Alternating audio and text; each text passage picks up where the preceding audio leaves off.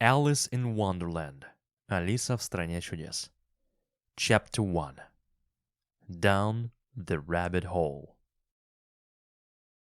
Alice was beginning to get very bored. She and her sister were sitting under the trees. Her sister was reading, but Alice had nothing to do. Once or twice she looked into her sister's book, but it had no pictures or conversations in it. "And what is the use of a book," thought Alice, "without pictures or conversations?" She tried to think of something to do, but it was a hot day, and she felt very sleepy and stupid. She was still sitting and thinking when suddenly a white rabbit with pink eyes ran past her. There was nothing really strange about seeing a rabbit, and Alice was not very surprised when the rabbit said, oh dear, I must be late." Perhaps it was a little strange, Alice thought later, but at the time she was not surprised. But then the rabbit took a watch out of its pocket, looked at it, and hurried on. At once Alice jumped to her feet. "I've never before seen a rabbit with either a pocket or a watch to take out of it," she thought. And she ran quickly across the field after the rabbit. She didn't stop to think, and when the rabbit ran down a large rabbit hole, Alice followed it immediately. After a little way, the rabbit hole suddenly went down, deep into the ground. Alice couldn't stop herself falling, and down she went too. It was a very strange hole. Alice was falling very slowly, and she had time to think and to look around her. She could see nothing below her because it was so dark. But when she looked at the sides of the hole, she could see cupboards and books and pictures on the walls. She had time to take things out of a cupboard, look at them, and then put them back in a cupboard lower down. "Well," thought Alice, "after a fall like this, I can fall anywhere. I can fall downstairs at home, and I won't cry or say a word about it." Down, down, down. "How far have I fallen now?" Alice said aloud to herself. "Perhaps I'm near the center of the earth. Let me think. That's 4,000 miles down." Alice was very good at her school lessons and could remember a lot of things like this. Down, down, down. Would she ever stop falling? Alice was very nearly asleep when, suddenly, she was sitting on the ground. Quickly, she jumped to her feet and looked around.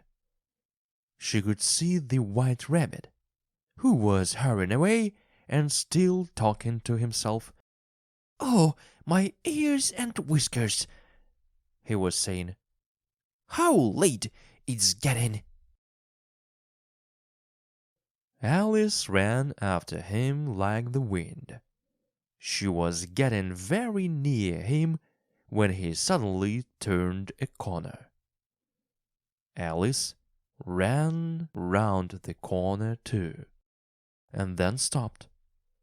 She was now in a long, dark room with doors all round the walls, and she couldn't see the white rabbit anywhere.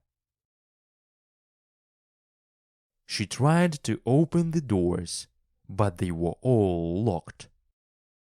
"How will I ever get out again?" she thought sadly. Then she saw a little glass table with 3 legs, and on the top of it was a very small gold key. Alice quickly took the key and tried it in all the doors. But, oh dear, either the locks were too big or the key was too small. But she couldn't open any of the doors. Then she saw another door, a door that was only 40 centimeters high. The little gold key unlocked this door easily, but of course Alice couldn't get through it. She was much too big. So she lay on the floor and looked through the open door into a beautiful garden with green trees and bright flowers.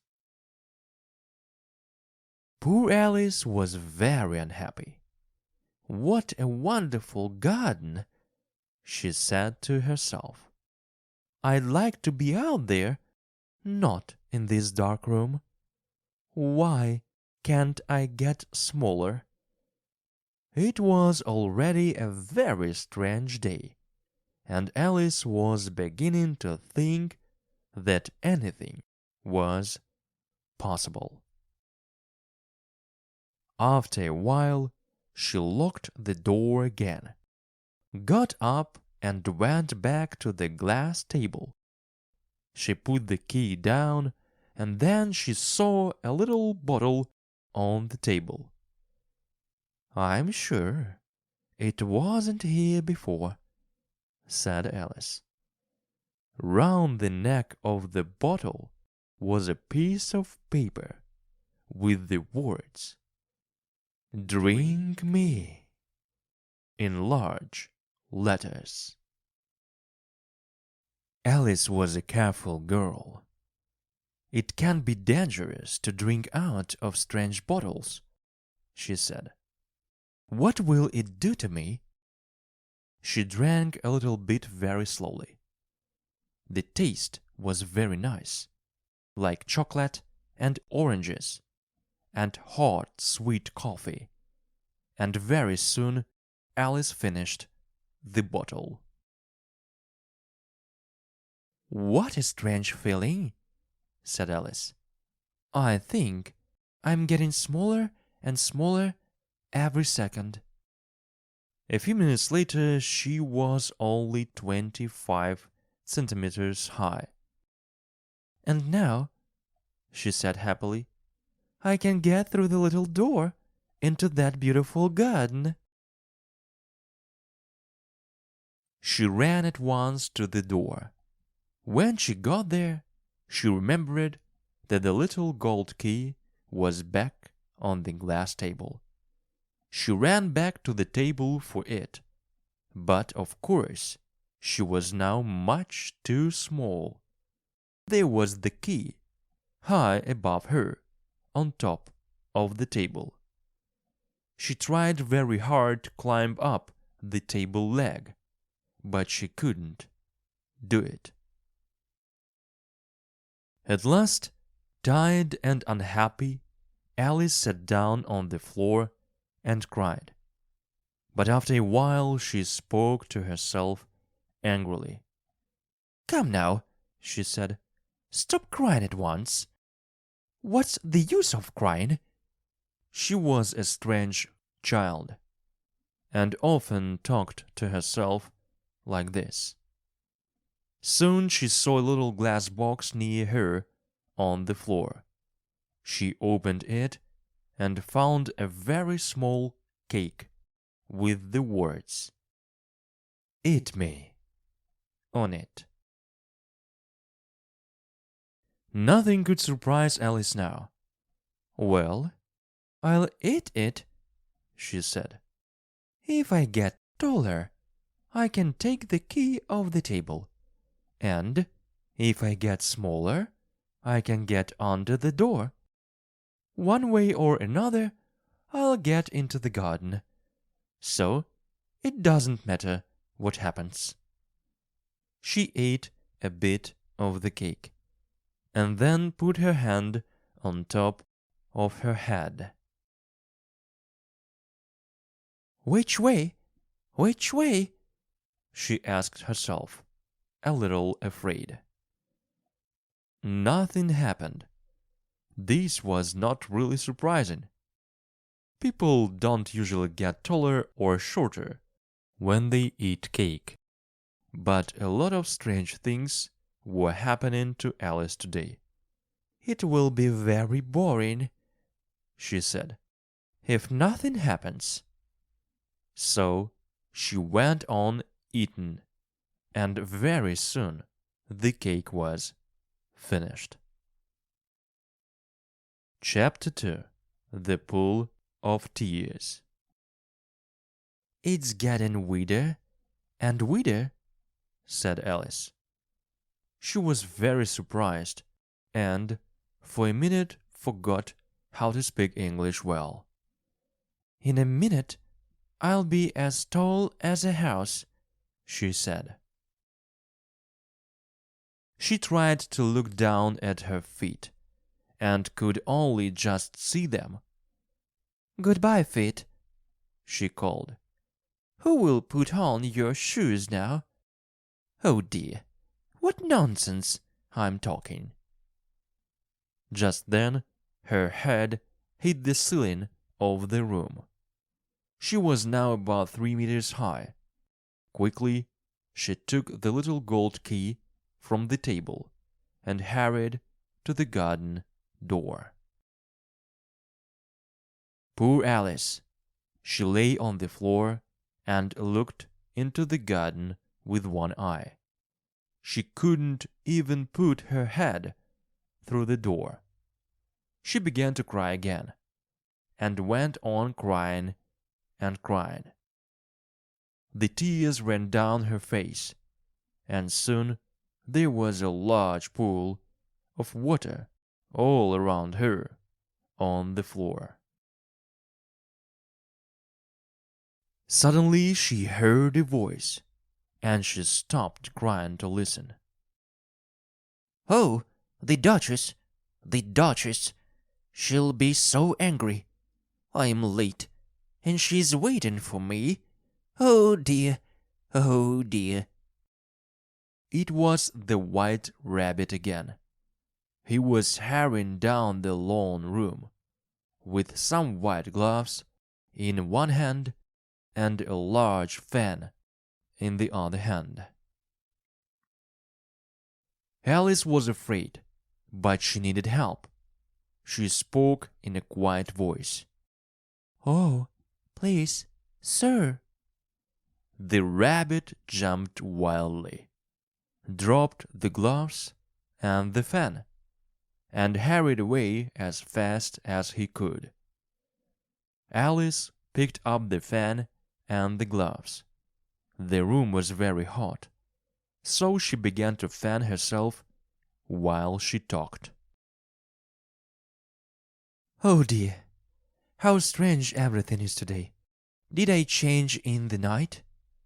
Am I a different person today?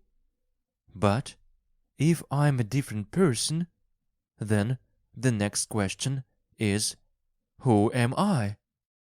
Ah, that's the mystery. She began to feel very unhappy again, but then she looked down at her hand. She was wearing one of the rabbit's white gloves. How did I get it on my hand? She thought. Oh, I'm getting smaller again.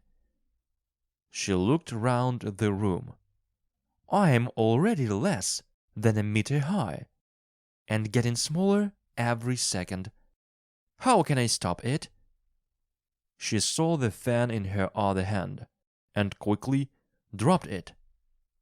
She was now very, very small, and the little garden door was locked again, and the little gold key was laying on the glass table.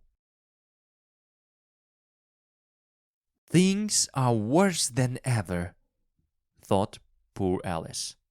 She turned away from the door and fell into salt water, right up to her neck. At first she thought it was the sea, but then she saw it was the pool of tears. Her tears. Crying makes a lot of tears when you are 3 meters tall. Oh, why did I cry so much? Said Alice. She swam around and looked for a way out, but the pool was very big. Just then she saw an animal in the water near her. It looked like a large animal to Alice, but it was only a mouse. Should I speak to it? Thought Alice. Everything is very strange down here, so perhaps a mouse can talk. So she began. Oh, mouse, do you know the way out of this pool? I'm very tired of swimming. Oh, mouse. Alice didn't know if this was the right way to speak to a mouse, but she wanted to be polite. The mouse looked at her with its little eyes, but it said nothing. Perhaps it doesn't understand English, thought Alice. Perhaps it's a French mouse. So she began again and said in French, Where is my cat? This was the first sentence in her French lesson book. The mouse jumped half out of the water and looked at her angrily. Oh, I'm so sorry, cried Alice quickly. Of course, you don't like cats, do you? Like cats? Cried the mouse in a high, angry voice. Does any mouse like cats? Well, perhaps not, Alice began kindly. But the mouse was now swimming quickly away, and soon Alice was alone again. At last she found her way out of the pool and sat down on the ground. She felt very lonely and unhappy, but after a while the white rabbit came past again, looking for his white gloves and his fan. The Duchess! The Duchess! Oh, my ears and whiskers! She will cut my head off! I know she will. Oh, where did I drop my gloves? Then he saw Alice. Why, Mary Ann, what are you doing here? Run home at once and bring me some gloves and a fan. Quick, now! Alice hurried away. But where is his house? She thought while she ran. Strangely, She was no longer in the long room with the little door, but outside in a wood. She ran and ran, but couldn't see a house anywhere.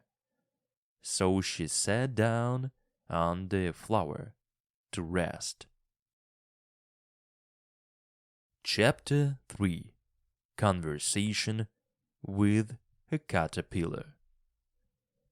Now, Alice said to herself, first, I must get a little bigger, and second, I must find my way into that beautiful garden. I think that will be the best plan, but, oh dear, how can I become bigger? Perhaps I must eat or drink something, but the question is, what? Alice looked all around her, at the flowers and the trees, but she couldn't see anything to eat. Then she saw a large mushroom near her. It was as tall as she was. She walked across to look at it, and there, on top of the mushroom, was a large caterpillar, smoking a pipe.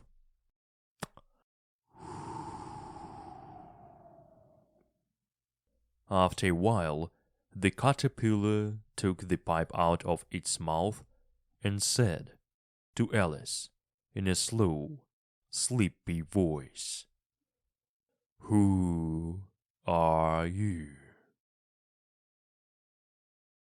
"I don't really know, sir," said Alice. "I know who I was when I got up this morning, but I have changed so often since then. I think I'm a different person now." "What do you mean by that?" said the caterpillar. "Explain yourself." "I can't explain myself, sir," said Alice, "because I'm not myself, you know?" "I don't know," said the caterpillar. "It's difficult to describe," Alice replied politely. "One minute I'm very small. The next minute I'm as tall as a house. Then I'm small again. Usually I stay the same all day, and changing so often feels very strange to me." "You," said the caterpillar in a very unfriendly voice. "Who are you?"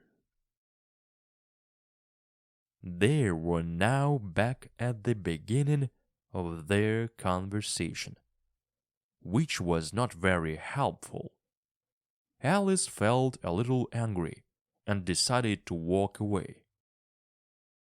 "Come back," the caterpillar called after her. "I've something important to say." This sounded better, so Alice turned back. "Never get angry," said the caterpillar. "Is that all?" said Alice, trying not to be angry. "No," said the caterpillar. For some minutes it smoked its pipe and didn't speak, but at last it took the pipe out of its mouth and said, "So you've changed, have you? How tall do you want to be?" "I would like to be a little larger, sir, please," said Alice. 8 centimeters is really very small." For a while the caterpillar smoked its pipe. Then it shook itself, got down off the mushroom, and moved slowly away into the grass. It didn't look back at Alice, but said, "One side will make you taller, and the other side will make you shorter." "One side of what?" thought Alice to herself. She didn't say this aloud, but the caterpillar said, "Oh, the mushroom." Then it moved away into the wood. Alice looked at the mushroom carefully, but it was round and didn't have sides. At last she broke off a piece in each hand from opposite sides of the mushroom. She ate some of the piece in her left hand and wanted to see what would happen. A minute later, her head was as high as the tallest tree in the wood, and she was looking at a sea of green leaves. Then a bird appeared and began to fly around her head, screaming, "Egg thief! Egg thief! Go away!" "I'm not an egg thief," said Alice. "Oh, no," said the bird angrily. "But you eat eggs, don't you?" "Well, yes, I do, but I don't steal them," explained Alice quickly. "We have them for breakfast, you know. Then how do you get them if you don't steal them?" screamed the bird. This was a difficult question to answer, so Alice brought up her right hand through the leaves and ate a little from the other piece of mushroom. She began to get smaller at once, and very carefully she ate first from one hand, then from the other, until she was about 25 centimeters high. "That's better," she said to herself. "And now I must find the garden." She began to walk through the wood, and after a while she came to a little house. Chapter 4. The Cheshire Cat. There was a boy outside the door, with a large letter in his hand. He was dressed like a boy, but his face was very like a fish. Alice thought. The fish boy knocked at the door, and a second later a large plate came flying out of an open window. "A letter for the Duchess," the fish boy shouted. He pushed the letter under the door and went away. Alice went up to the door and knocked. But there was a lot of noise inside and nobody answered. So she opened the door and walked in. She found herself in a kitchen, which was full of smoke. There was a very angry cook by the fire, and in the middle of the room sat the Duchess, holding a screaming baby. Every few minutes a plate crashed to the floor. There was also a big cat who sat on a chair and smiled from ear to ear. "Please," Alice said politely to the Duchess, "why does your cat smile like that?" "It's a Cheshire Cat," said the Duchess. "That's why." "I didn't know that cats could smile," said Alice. "Well, you don't know much," said the Duchess. Another plate crashed to the floor and Alice jumped.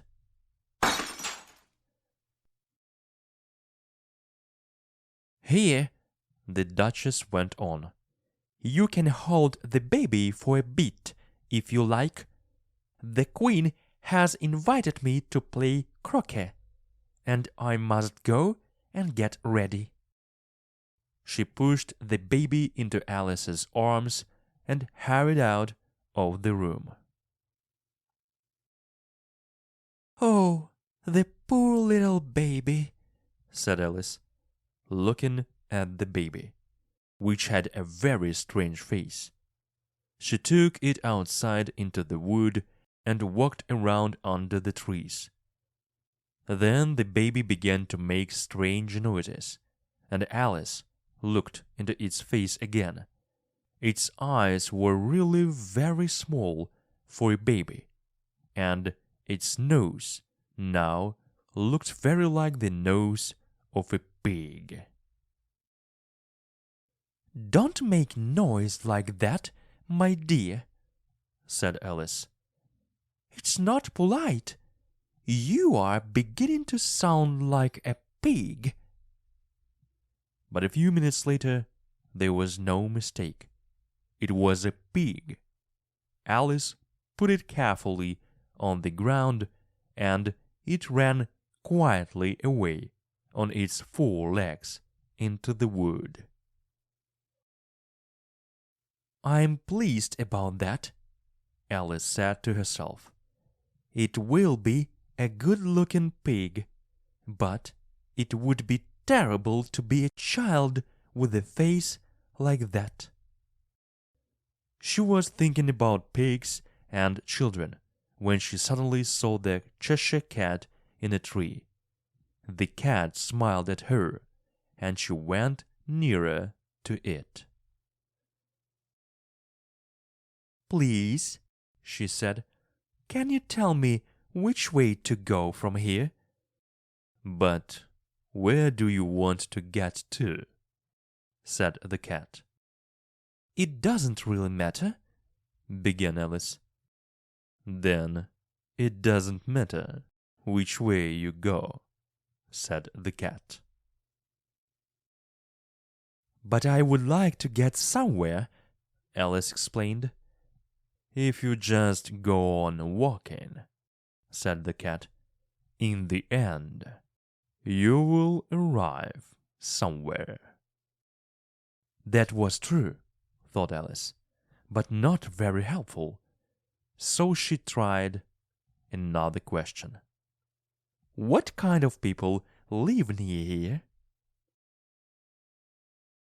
"To the left," the cat said, "lives a hatter, and to the right lives a March hare. You can visit both of them. They are both mad." "But I don't want to visit mad people," said Alice. "We are all mad here, you know," said the cat. "I'm mad. You are mad." "How do you know that I'm mad?" said Alice. "Of course you are mad," said the cat. "Only mad people come here."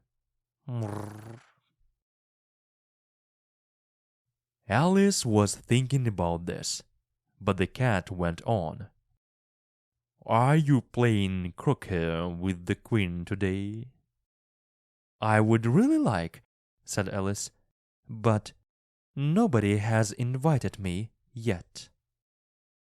"You will see me there," said the cat, and vanished. Alice was not really surprised at this, because so many strange things were happening today. She was still looking at the tree when suddenly the cat appeared again. "I forgot to ask," said the cat. "What happened to the baby?" "It turned into a pig," Alice said. "I'm not surprised," said the cat, and vanished again. Alice began to walk on and decided to visit the March Hare. "It's the month of May now," she said to herself, "so perhaps the hare won't be as mad as he was in March." Suddenly, there was the Cheshire Cat again, sitting in another tree. Alice jumped in surprise.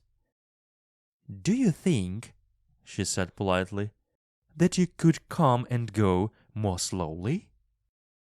"All right," said the cat, and this time it vanished very slowly.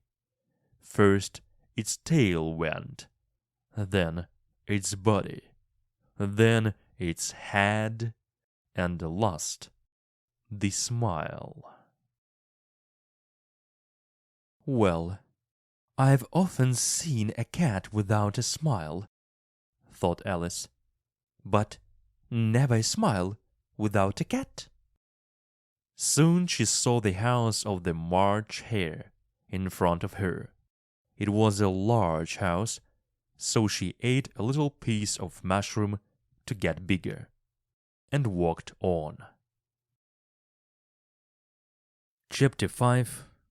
A Mad Tea Party. There was a table under a tree outside the house, and the March Hare and the Hater were having tea. A dormouse was sitting between them, asleep. The three of them were all sitting together at one corner of the table. But the table was large, and there were many other seats. Alice sat down in a big chair at one end. "Have some coffee," the March Hare said in a friendly voice. Alice looked all round the table, but she could only see a teapot. "I don't see any coffee," she said. "There isn't any," said the March Hare. "Then why did you ask me to have some?" said Alice crossly. "It wasn't very polite of you."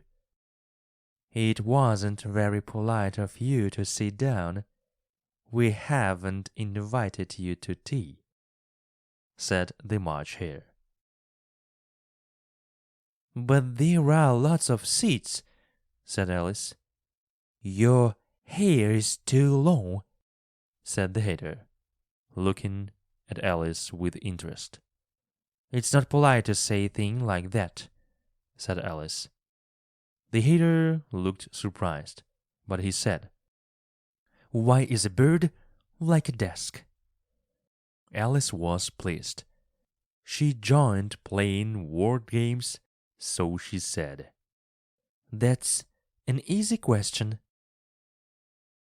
"Do you mean you know the answer?" said the March Hare. "Yes," said Alice. "Then you must say what you mean," the March Hare said. "I do," Alice said quickly. "Well, I mean what I say, and that's the same thing, you know." "No, it isn't," said the Hatter. "Listen to this. I see what I eat means one thing, but I eat what I see means something very different." Alice didn't know what to say to this, so she took some tea and some bread and butter while she thought about it. The Dormouse woke up for a minute and then went to sleep again. After a while, the Hatter took out his watch, shook it, then looked at it sadly. 2 days slow. I told you that butter wasn't good for watches, he said angrily to the March Hare. It was the best butter, said the March Hare sadly. Alice was looking at the watch with interest. It's a strange watch, she said. It shows the day of the week, but not the time.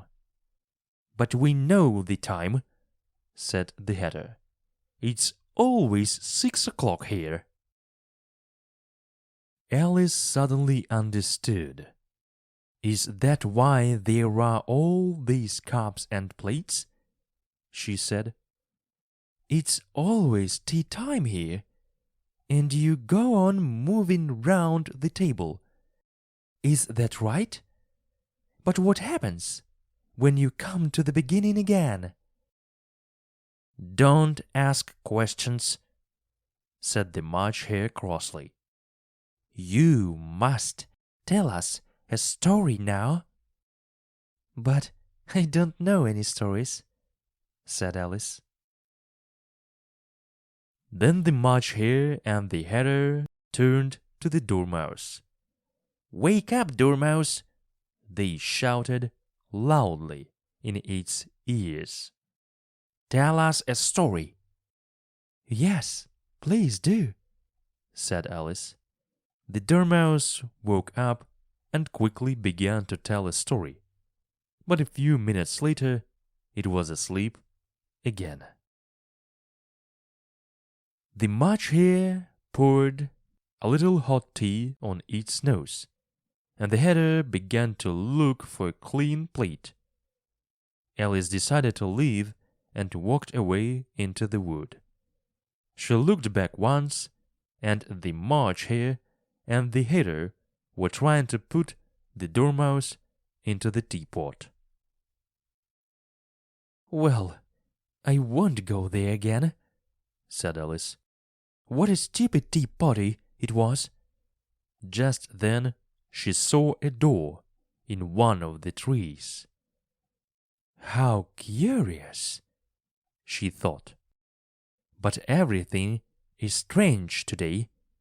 I think I'll go in.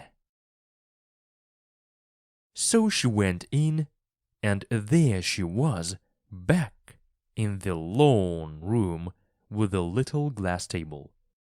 At once she picked up the gold key from the table, unlocked the little door into the garden, and then began to eat a piece of mushroom. When she was down to about 30 centimeters high, she walked through the door, and then, at last, she was in the beautiful garden, with its green trees and bright flowers. Chapter 6. The Queen's Game of Croquet. Near the door there was a rose tree, and 3 gardeners, who were looking at the roses in a very worried way. "What's the matter?" Alice said to them. "You see, miss," said the first gardener, "these roses are white, but the Queen only likes red roses, and she—" "The Queen!" said the second gardener suddenly, and at once the 3 gardeners lay down flat on their faces. Alice turned round and saw a great crowd of people. It was a pack of carts walking through the garden. There were clubs, there were soldiers, and diamonds, and 10 little children, they were hearts. Next came some kings and queens. Then Alice saw the White Rabbit, and behind him the Knave of Hearts. And last of all came the King and Queen of Hearts. When the crowd came near to Alice, they all stopped and looked at her. And the Queen said, "Who are you?" "My name is Alice, Your Majesty," said Alice very politely. But she thought to herself, "They are only a pack of cards. I don't need to be afraid of them." "And who are this?" said the Queen, looking at the 3 gardeners. Then she saw the white roses, and her face turned red and angry. "Off with their hats!" she shouted, and soldiers hurried up to take the gardeners away. The Queen turned to Alice. "Can you play croquet?" she shouted. "Yes," shouted Alice. "Come on, then," shouted the Queen. The crowd began to move on, and Alice went with them. It's a very fine day," said a worried voice in her ear. Alice saw that the White Rabbit was by her side. "Very fine," said Alice. "Where is the Duchess?" "Shh!" said the Rabbit in a hurried voice. "She is in prison, waiting for execution." "What for?" said Alice. But just then the Queen shouted, "Get to your places!" And the game began. It was the strangest game of croquet in Alice's life. The balls were hedgehogs, and the mallets were flamingos, and the hoops were made by soldiers, who turned over and stood on their hands and feet.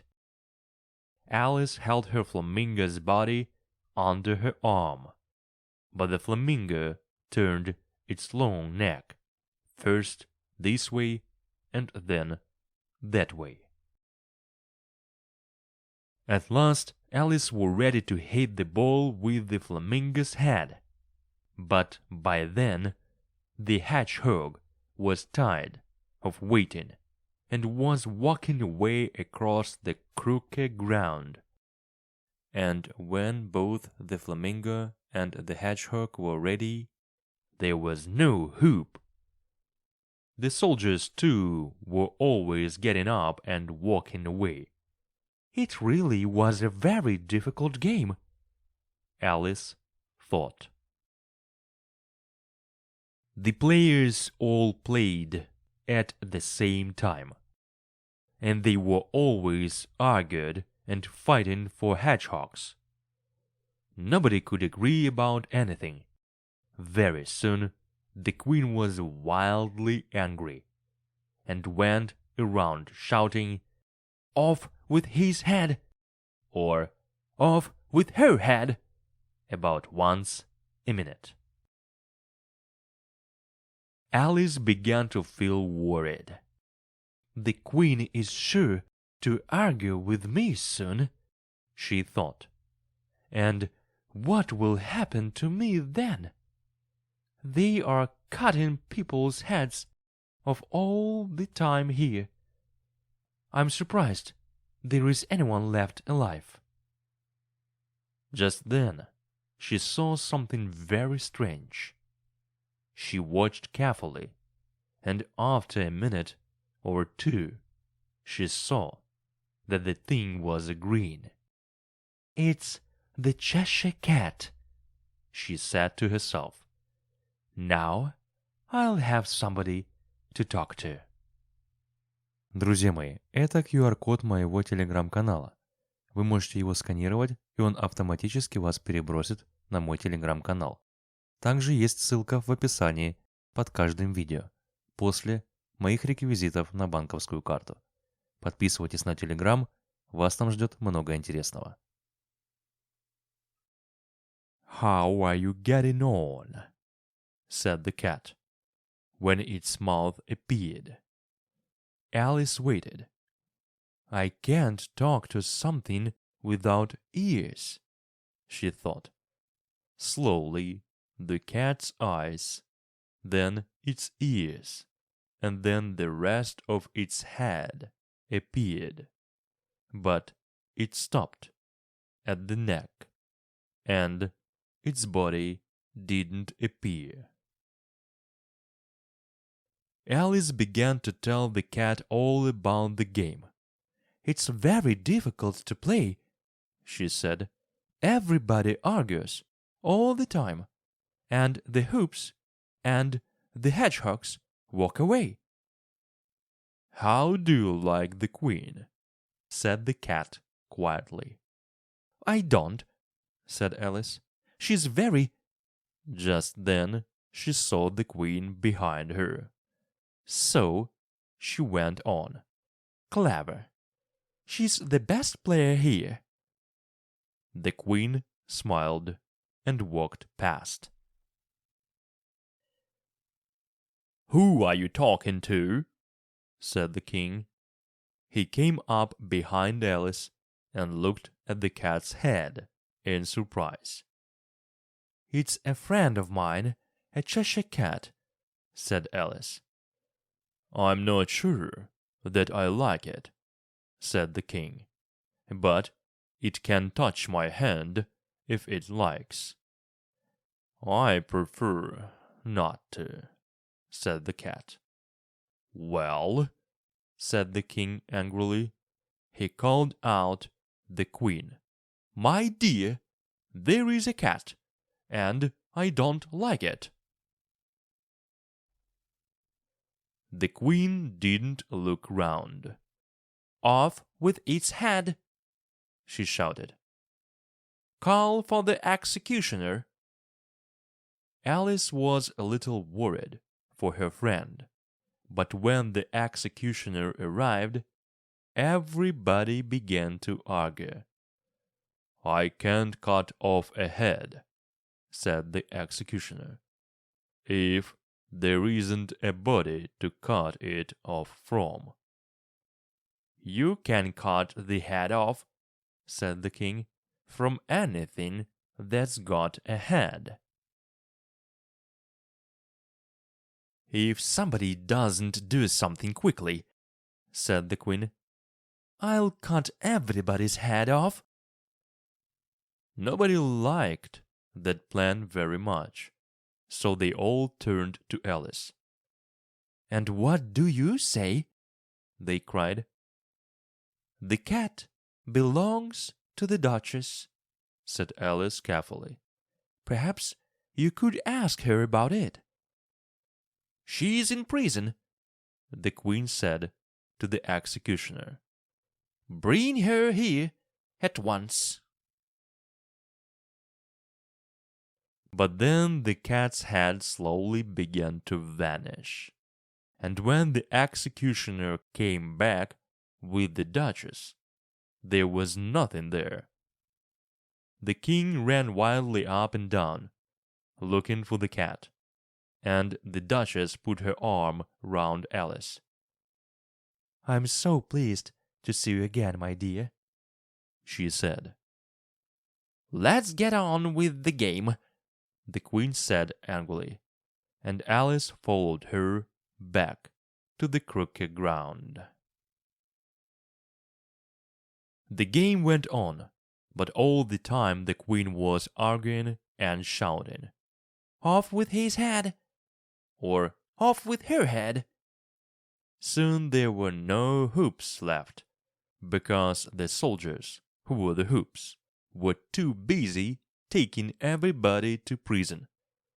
And at the end, there were only 3 players left: the king, the queen, and Alice. The queen stopped shouting and said to Alice, "Have you seen the mock turtle yet?" "No," said Alice. "I'm not sure what a mock turtle is." "Then come with me," said the queen. they found the Mock Turtle down by the sea. Next to him was a griffin, asleep in the sun. Then the Queen hurried away, saying, "I have to get on with some executions." The Griffin woke up and said sleepy to Alice, "It's just talk. You know, they never execute anybody." Alice was pleased to hear this. She felt a little afraid of the Griffin and the Mock Turtle, because they were so large, but they were very friendly, and sang songs, and told her many stories about their lives. The Mock Turtle was in the middle of a very sad song, when they all heard a shout a long way away. "It's beginning! Come on, we must hurry!" cried the Griffin. It took Alice by the hand and began to run. Chapter 6. Who Stole the Tarts? The King and Queen of Hearts were sitting on their thrones when Alice and the Griffin arrived. There was a great crowd of birds and animals, and all the pack of carts. Soldiers stood all around the Knave of Hearts, and near the king was the White Rabbit with the trumpet in one hand. In the middle of the room there was a table, with a large plate of tarts on it. "They look good," thought Alice, who was feeling a little hungry. Then the White Rabbit called out loudly, "Silence! The trial of the Knave of Hearts will now begin." He took out a long piece of paper and read, "The Queen of Hearts, she made some tarts, all on a summer day. The Knave of Hearts, he stole those tarts and took them all away." "Very good," said the king. "Call the first witness." Alice looked at the jury, who were now writing everything down. It was a very strange jury. Some of the jurymen were animals, and the others were birds.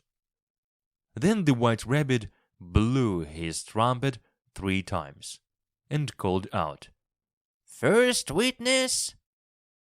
The first witness was the Hatter. He came in with the teacup in one hand and a piece of bread and butter in the other hand.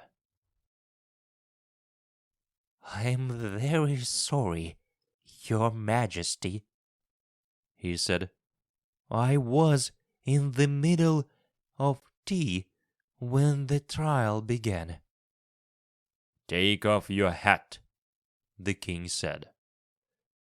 "It isn't mine," said the Hatter. "Stolen. Write it down," the king said to the jury. "I keep hats to sell," explained the Hatter. "I don't have a hat myself. I'm a hatter." "Give your evidence," said the king, "or we'll cut your head off." The Hatter's face turned white. "I'm a poor man, Your Majesty," he began in a shaking voice. Just then Alice had a strange feeling. After a minute or two, she understood what it was. "Don't push like that," said the Dormouse, who was sitting next to her. "I'm nearly falling off my seat." "I'm very sorry," Alice said politely. "I'm getting bigger and taller, you see?" "Well, you can't do that here," said the Dormouse crossly, and he got up and moved to another seat. The Hatter was still giving evidence, but nobody could understand a word of it. The King looked at the Queen, and the Queen looked at the executioner. The unhappy Hatter saw this, and dropped his bread and butter. "I'm a poor man, your Majesty," he said again.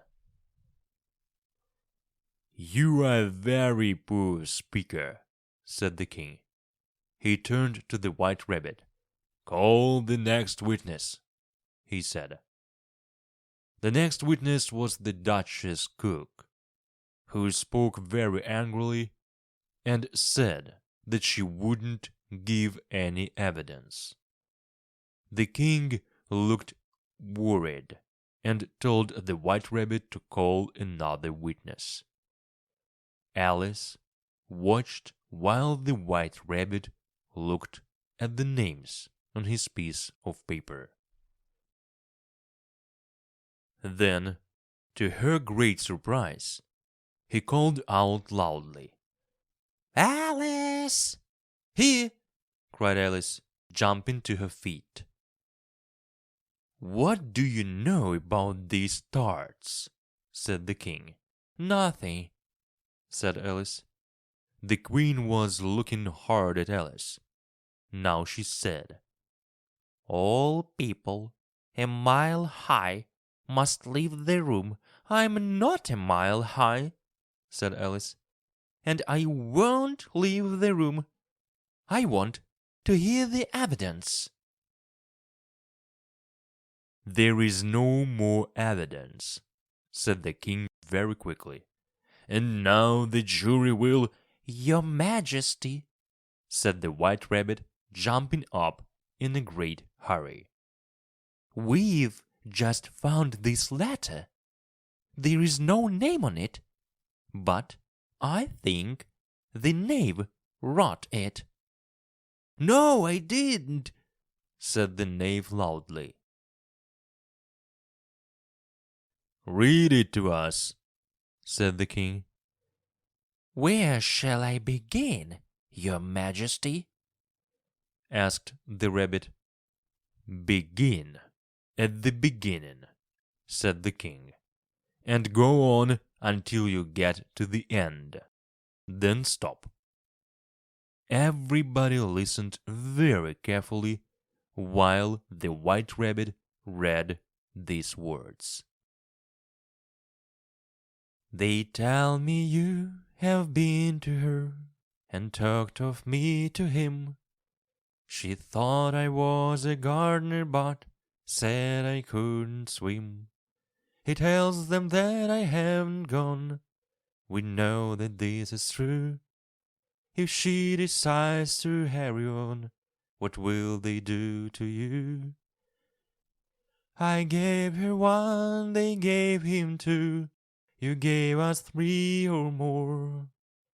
They all returned from him to you, but they were mine before." "That's a very important piece of evidence," said the King. He looked very pleased. "Now the jury must—" "If anybody in the jury can explain that letter," said Alice.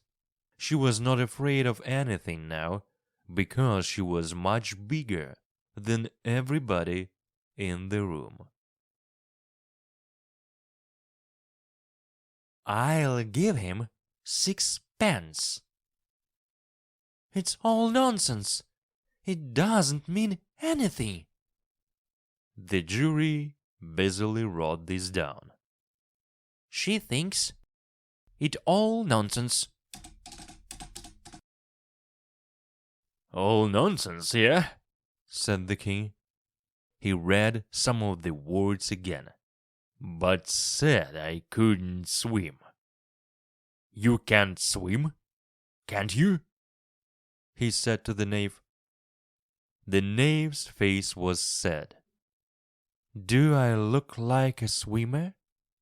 he said, and he didn't, because he was made of paper. The king smiled. "I understand everything now," he said. "There are 3 tarts, and here is the knave of hearts. And now the jury must decide who the thief is." "No, no," said the queen. "Off with his head. The jury can say what it thinks later." "What nonsense!" said Alice loudly. "The jury must decide first. You can't." "Be quiet," said the queen. Her face turned red. "I won't," said Alice. "Off with her head," screamed the queen. Nobody moved.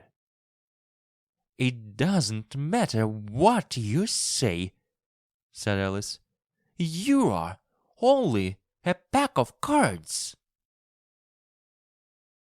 Then the pack of cards flew up into the sky and began to fall on Alice's face. She gave a little scream and woke up. She was lying next to her sister under the trees, and some leaves were falling on her face.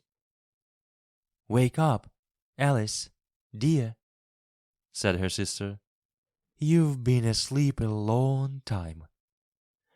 "Oh, I've had a very curious dream," said Alice, and she told her sister all about the strange adventures in her wonderful dream.